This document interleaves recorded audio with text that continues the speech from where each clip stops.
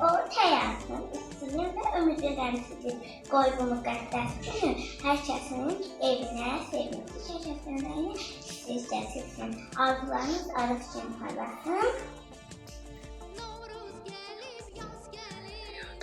Hayatımız şık dolu.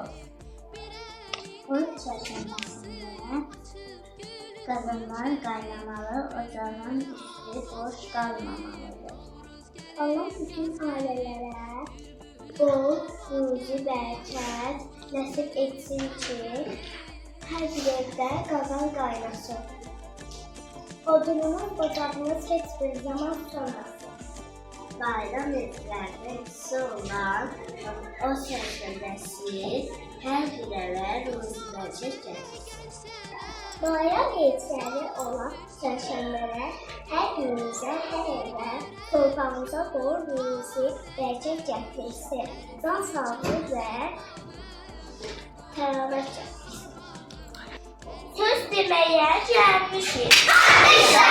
Rəqs etməyə gəlmişik. Bizənin qızları haqq deməyə gəlmişik.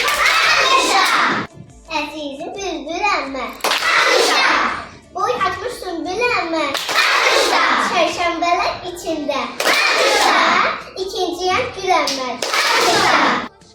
atını satdığım cilovla, balıq tutduğum cilovla, açdım bayram süfrəsi, bayram kesir cilovla, səməni ay səməni, lalə bəzək səməni, səndən tez barışsın, Novruz sevmək küsəni, Novruz gəlir yurduma, hər tərəf gül çiçəkdir, az sonra keçər meydana gələcəkdir.